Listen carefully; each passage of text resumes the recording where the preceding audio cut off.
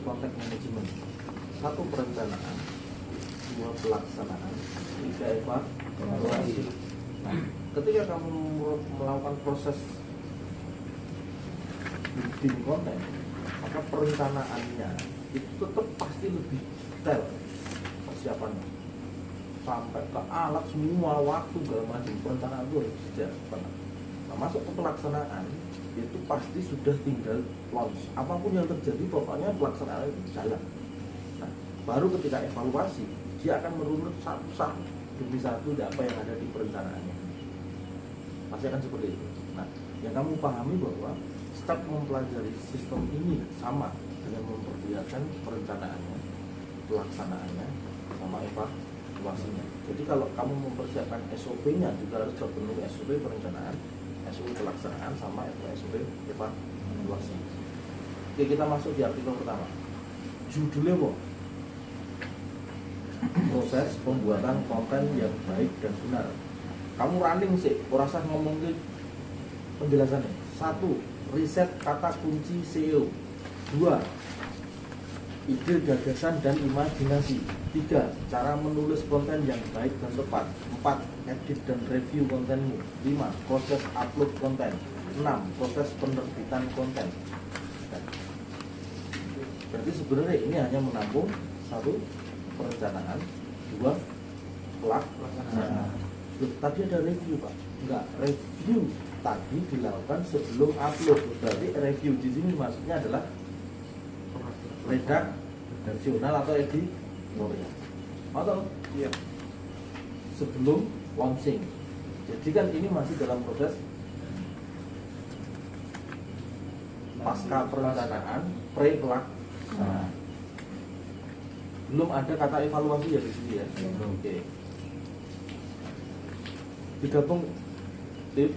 Jadi di perencanaan tentang riset tentang SEO. 1. Perencanaan itu riset tentang SEO. 2. Ide, gagasan, dan imajinasi. Itu di perencanaan bukan? Perencanaan ya. Iya. Oke. Ide, gagasan, dan imajinasi itu langsung kita sebut sebagai apa? Tema atau apa? Apa nih? Konsep tema ya. Oke. Tema. Di garis miring konsep tema. Cara menulis konten yang baik dan tepat.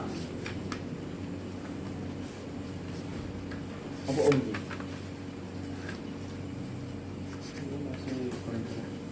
Ini tindakannya apa namanya? Praproduksi. Terus jenengnya apa? Nek pas ide, gagasan, dan tema tadi kan konsep. Tema konsep. Berarti kan sangat berkaitan dengan konten kan. Iya. Nek sing cara mau menulis konten yang baik dan tepat itu apa? Script. Nah, dari script. Cara menulis konten yang baik dan tepat garis miring script. Edit dan review kontenmu. Berarti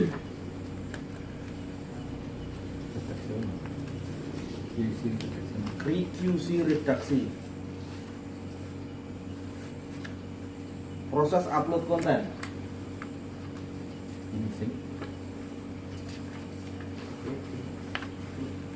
Broadcast. Jadi proses upload konten garis miring broadcast.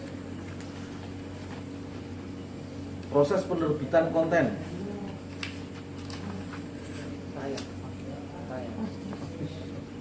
Penerbitan konten ini dia lebih ke materi videonya atau channelnya, nanti dibaca. Oke ya, penerbitan konten ini cek identitasnya atau konten kreatornya, kontennya. Jadi kalau dibaca memang ini adalah channelnya, berarti ini adalah program atau channel kan gitu. Oke, banyak baca cuma itu. Maknanya kurang tuh. Kamu harus baca semua artikel dulu. Enggak bisa kita berprinsip. Oke. Sekarang cara membuat konten berdasarkan tujuan pemasaran. Kita ada artikel ini kedua. Ini poin-poin ini narasi KB. Narasi. Kita cari kata-kata utamanya.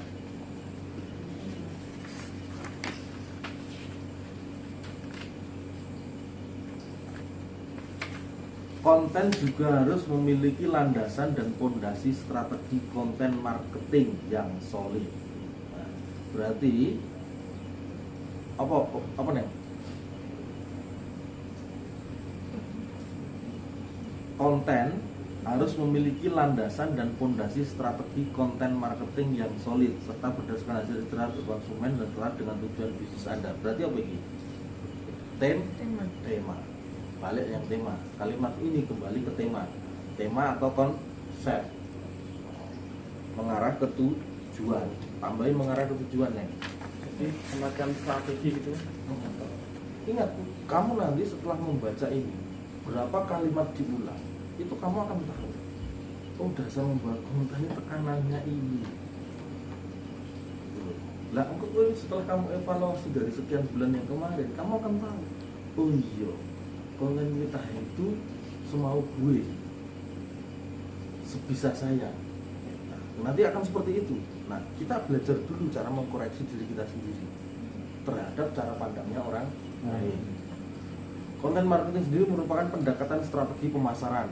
Oke, jadi pada prinsipnya broadcast itu adalah pemasaran.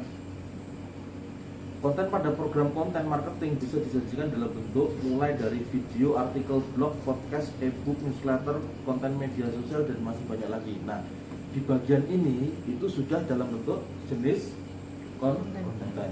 Ditulis jenis kontennya. Nah, semua yang visual itu adalah milikmu, ya kan? Semua yang tekstual adalah miliknya branding.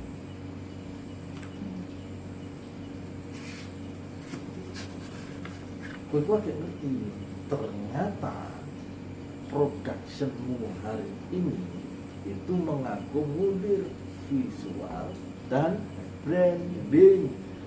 Jadi gue nonton tempat mulanya timeline-nya mumet. Halo. Gue akhirnya ketok visual harus buat, tapi grafisnya juga harus buat. Mulanya timeline benturan terus, seakan-akan lagi gaweanku sing iki tidak, gawean iki lho. Engko nek wis mbok atur ngene productionmu enak kowe. Apakah 1000 pekerjaan itu menjadi sulit karena 1000-nya? Tidak. Yang menjadi sulit karena caranya. Hah? Caranya bekerja. Ingat ini. Kamu tahu nggak artinya fokus? Satu titik kurang lengkap. Satu titik tujuan. Satu titik itu sudah tujuan.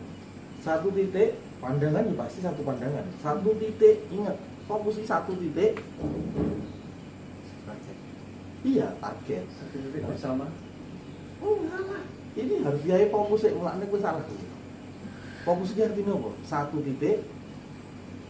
Satu waktu. Mulane kowe ora fokus. Oke, tak jabar gini. Fokus itu namanya satu titik di satu waktu. Jadi nggak boleh banyak titik di satu waktu. Kenapa?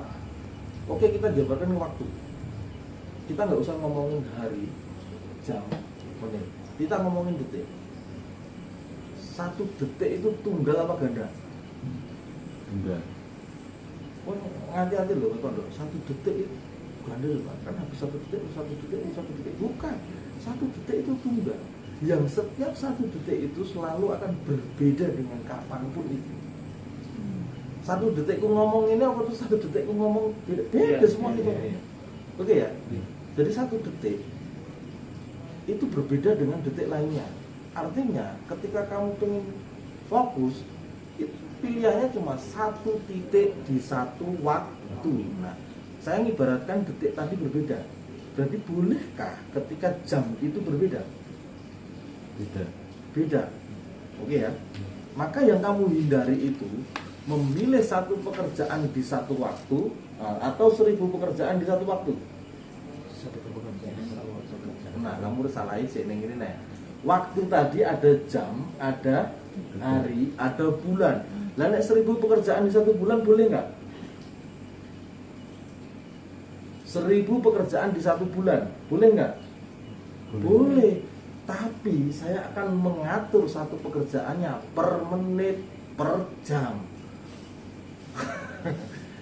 Ojo kleru. Jadi sekian ribu pekerjaan enggak masalah. Tapi tetap fokus di satu waktu.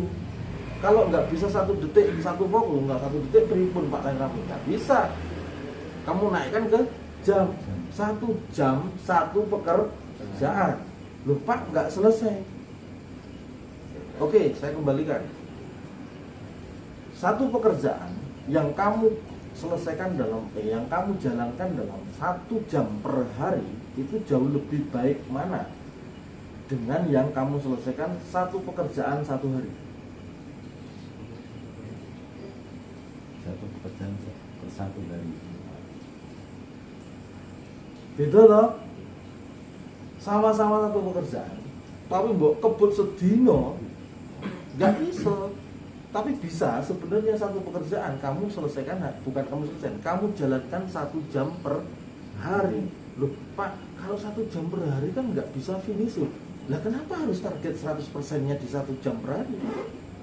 Seharusnya 1 hari pertama kamu hanya growth di 10%.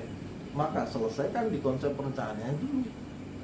Bagian ini selesaikan perencanaannya. Besok mulai tekan gini 1 jam lagi. Apakah semua 1 jam 1 jam? Tidak. Kalau sudah dalam perencanaan cukup 1 jam. Tapi kalau di pelaksanaan 6 jam. Betul. Evaluasi 1 jam. Berarti kan di berapa konfigurasi? 1 jam perencanaan, 6 jam pelaksanaan, 1 jam evaluasi. Pertanyaan nih, apakah perencanaan itu hanya untuk yang dilaksanakan di sini? Tidak, perencanaan untuk pelaksanaan di 1 minggu ke depan. Pelaksanaan 6 jam ini adalah perencanaan yang saya lakukan 3-4-5 hari lalu. Evaluasi bisa dari seluruh pelaksanaan yang ada di hari ini. Makanya timeline. Timeline hanya berbasis jenis pekerjaan karo fungsi, sehingga yang berdua di kalang kabut. Ingat, fokus itu hanya satu waktu di 1 titik. Nah, waktu itu ragamnya ada detik, menit, jam, hari. Ya di situ orang bisa memilih untuk mengkategorikan saya nyaman saya di mana. Nah, nek rencana ke sak jam kan ya rapatnya sak jam cukup kok dia. Oke, apakah terus hanya satu perencanaan? Tidak. Kita punya floating project ini di hari ini. Udah perencanaan. Nah, akhirnya kepiye caranya membangun perencanaan yang mudah? Ya bukan. Assalamualaikum warahmatullahi wabarakatuh. Ini agenda pertama kita akan bahas ini, agenda kedua bahas ini. Enggak perlu pun orang kaya kan taruna ini. Sehingga harus dilakukan adalah dengan SOP. Apa itu PO? Konten. Nah, nama kontennya apa? Sebut produser ini. Oke, materi ini sebut ini udah clear. Duplikasi dan pegang untuk semua kendali. Dan kita konsep pelaksanaan ini jadwalnya sekian. Dan bukan sempurna. Semua ikat dengan instrumen. Jadi perencanaan harus gitu. Perencanaan apapun boleh dimasukkan, tapi prinsipnya harus pakai PO, finding demand ya. Ya, Bi. Kamu tahu gaya kan? Untuk visual kayak gini, untuk grafis kayak gini kan semua sama PO itu. Ini ada sekian manajer yang meminta bentuknya apa? Grafis, visual, photoshoot, segala macam mana kan? PO yang masuk dileburkan terus direncanakan ke piye. Pasti gitu, namanya starting mulanya kan. Perencanaan itu selalu di opening di manajemen dengan kata starting jam 8 pagi. Jam 9 itu wis rampung. Karena jam 10 sana harus sekian eksekusi pelaksanaan. Aku berawal dari 6 jam melaksanakan satu konten. Nanti aku iso langsung di pelaksanaan itu diatur jadwalnya ya iso aja. Ini karena lokusnya sama, lokasinya sama, sedangkan kontennya mirip, shoot bareng. Semua belum. Jadi sebenarnya kemarin yang kacau karena duwe timeline tapi ra duwe jadi bangun tulis terus kan lu nggak koreksi ini. Iya. Ya supaya rambut apa ya? Kemarin. Ya yo PO nya rambut jalan kan? Jadi misalkan manajer jaluk, akhirnya manajer itu nah, gue nanti manajer jaluk sak kecap kalimat bisa mbok sanggah enggak kan? Ini penting banget kayak gitu. Akhirnya tindakannya jadi semena. Karena aku komunikasimu langsung verbal, kamu nggak bisa menolak. Lah dengan PO, kamu akan mengajak mereka duduk berpikir jalukmu piye, tujuanmu apa, syaratnya apa. Boten kok detailnya ngono, wis ngrampungi perencanaan ngono kuwi. Lah iya. Halah kowe, betul. Wis, berarti sudah ketahuan di perencanaan butuh SOP atau instrumen apa? Perencanaan ya, salah satunya adalah PO. PO kemarin sudah dipisah ya, PO grafis, PO visual, konten ya. Bahkan kontennya dipisah dulu ya, durasi di bawah 3 menit sama di atas 3. Alas kowe. Wis bener tak kandhani lho, Dit. Kowe nang kurung ngene ya, Dit. Iya iki. Salah lagi. Iya. Tapi itu kalau pas PO itu kendalanya kalau misalkan prosesnya kayak istilahnya cuman bikin pemberitahuan, jadi kayak gampang gitu. Jadi kalau harus ngisi PO itu kok kayaknya terlalu ribet gitu. Ini ibaratnya ini dikerjakan langsung pun bisa gitu. Lah itulah, ketika ini dikerjakan langsung bisa karena cuma 1 dan 2 bareng oke. Kowe orang rekam datane kelangan. Nah, mengatakan ini poin lagi, orang hebat, orang pandai, orang gila seapapun itu, biji kalah karo pulpen.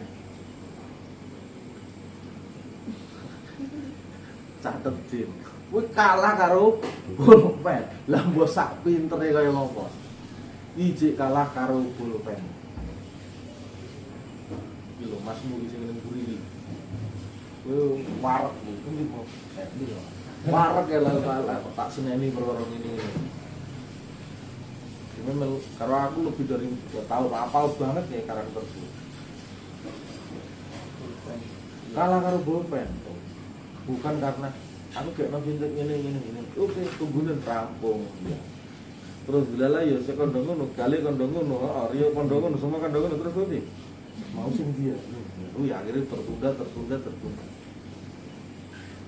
Pak, kalau semisalkan kalau saya harus untuk grafis itu kemudian saya harus wawancara terlalu ribet waktunya.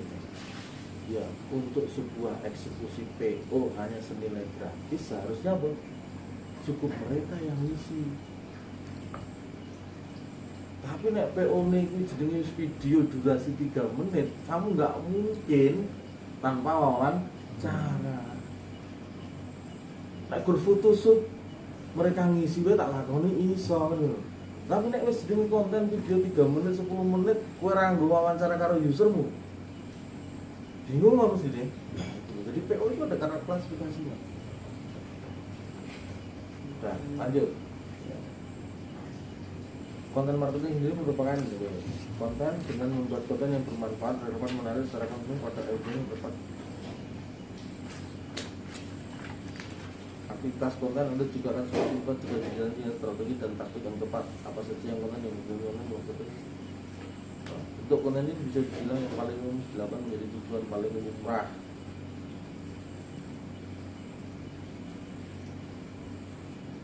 Satu adalah brand awareness. Jadi tujuan konten itu satu, brand awareness.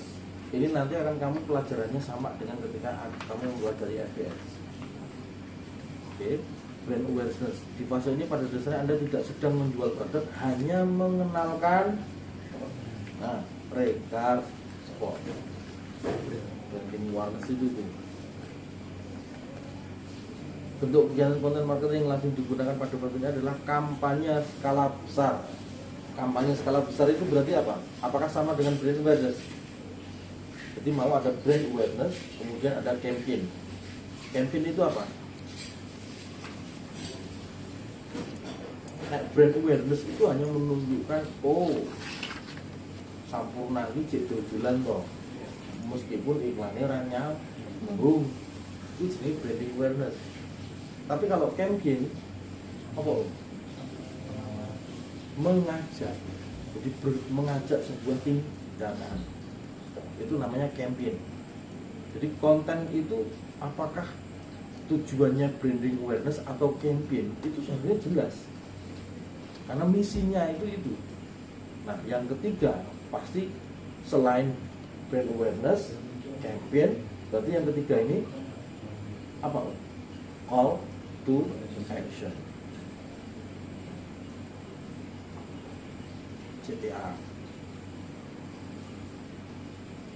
Disentuh, nah, pada tahap ini audien mulai disentuh secara emosional. Stop.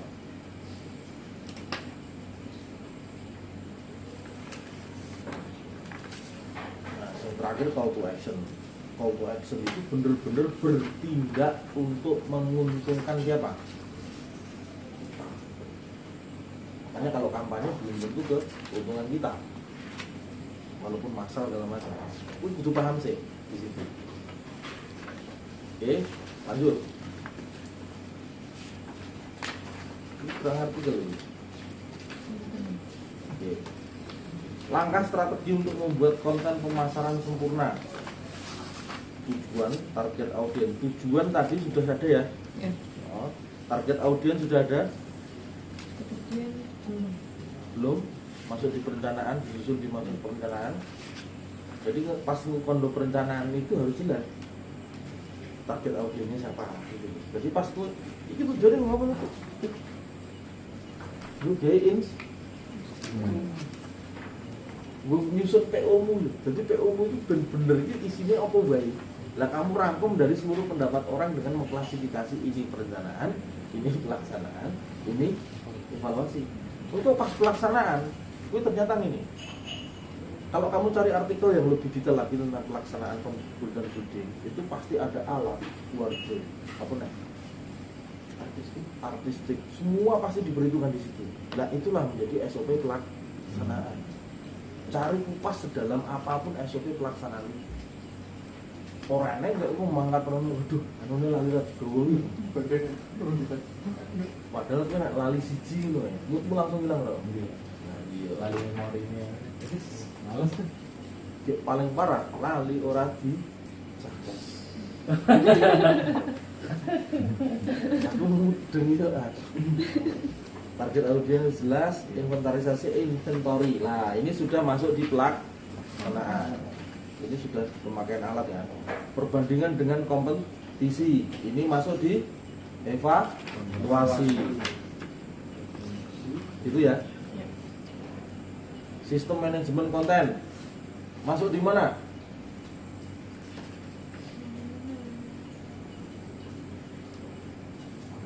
Hah? Ini akan masuk setara dengan tadi ketika identitasmu menyebut konten atau channel? Channel. Berarti sistem manajemen konten adalah sistem manajemen channel. Berarti di atasnya. Jadi kamu ternyata harus gini. Perencanaan saya itu berapa Pak?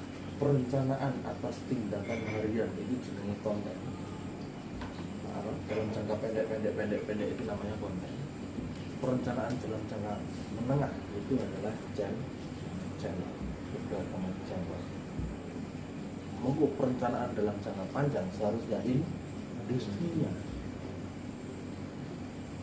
Orang iso nggak tunggu Pak, wono giren ini nanti akan nunggu sampai gitu terus ini. Enggak, kamu wono giren sekian jalur dari 10.000 sampai 20.000 audien, kamu sudah harus berangkat ke channel ketiga.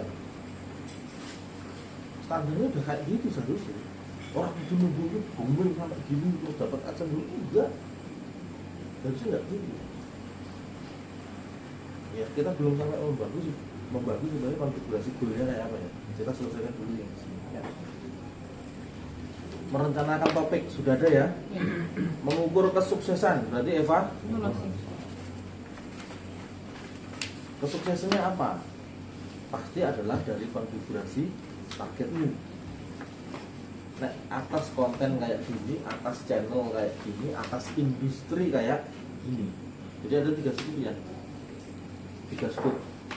Building konten, building channel. Jadi channel ini berarti wis channel. Nah, konten mau berarti konten di dalam channel kan gitu. Nah, ini adalah building industrinya. Nah, building industri kan berarti kudu menunggu brand gitu loh.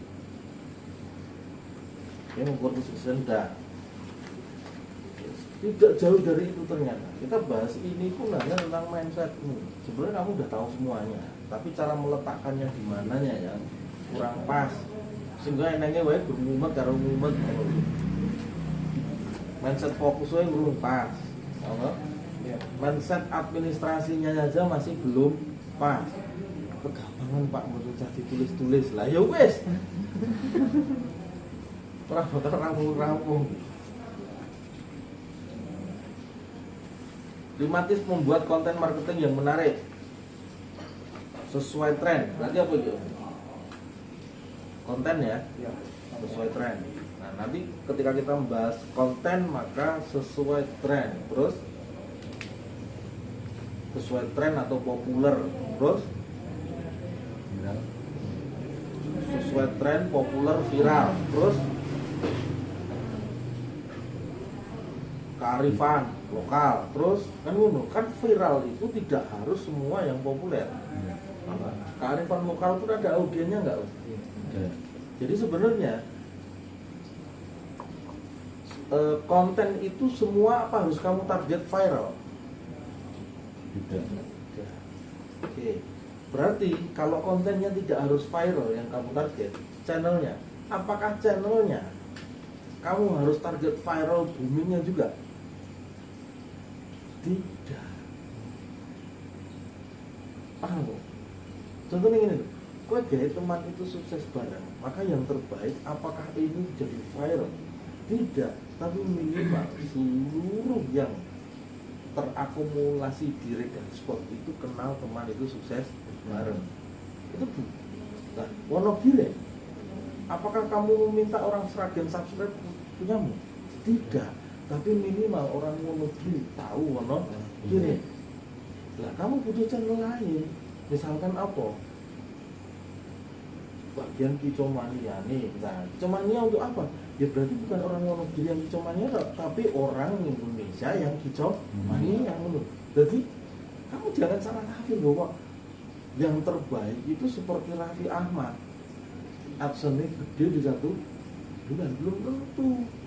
Kamu itu industri yang akan mengelola sekian channel yang bisa saja apa ini 1 miliar di 1 channel atau 100 juta di 10 channel. 100 juta. Jadi ke depannya apakah kita bisa membuat channel sesuai genre itu? Iya, kamu akan tahu sendiri nanti. Kamu nggak perlu bertanya dengan saya. Mappingnya ini ngerti dia. Loh, Pak, 1 miliar karena 10 channel yang harus menghasilkan 100 juta per bulan. Berat berarti? Berat. Oke, 1 miliar bagi 20 50 juta bagi 30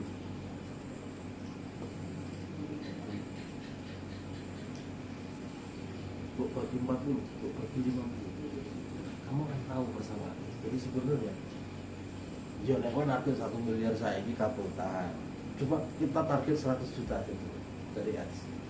100 juta sama dengan satu channel kabut. Nggak ngerti kapan.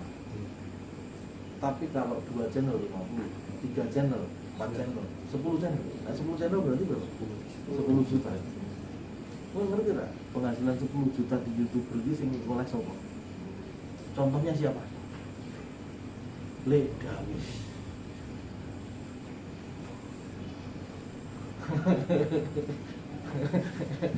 Seharusnya kowe ngusung John tak kuwi 10 juta. 10 juta. Lah kenapa bisa ora iso munggah? Karena 100% mbok berarti yang bisa. Coba membangun karakter di luar itu. Akhirnya ngono.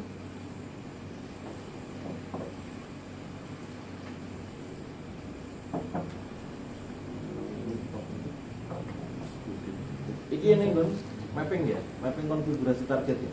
Kita akan bahas di setelah production selesai. Di konfigurasi target itu akan kita bahas di production proses. Itu hanya brainstorming awal. Konten harus mendefinisikan audiens Anda. Nah, betul. Minta kadai mau. Jadi nek kowe gawe konten mie ayam ya seharusnya penikmat mie ayam. Repurpose konten Anda, membuat konten marketing menarik konten repurpose.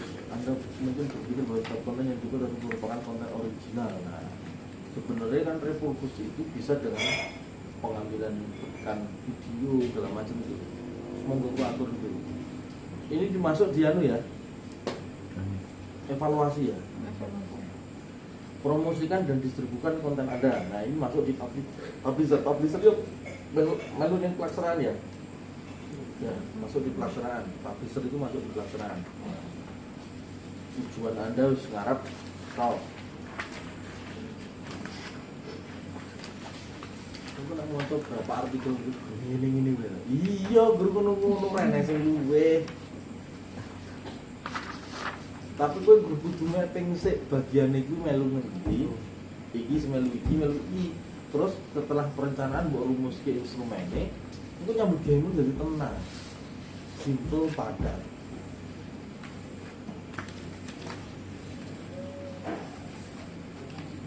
Menargetkan penonton baru, membuat video. Oke. Ini sampai ke belakang bisa karena analisa kekuatan berpikir besok pagi hari ya. Iya. Saya tak tunggu. Oke, itu deh. Anotif, saya nunggu resumemu ya. Setelah resumemu jadi, berarti ingat ada perencanaan, ada pelaksanaan, ada evaluasi. Instrumen yang harus kamu selesaikan adalah instrumen awal di perencanaan sama di pelaksanaan. Evaluasi nggak perlu. Nanti dengan saya. Cara mengatur evaluasi, instrumennya apa itu dari dengan saya.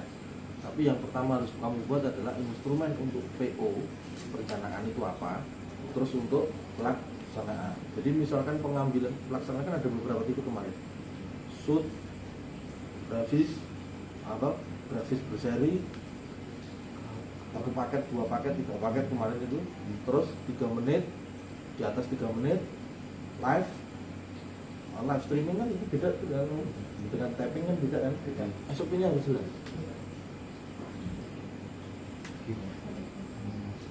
Nah, wis jelas, itu instrumen itu baru akan kita sebar ke seluruh mana.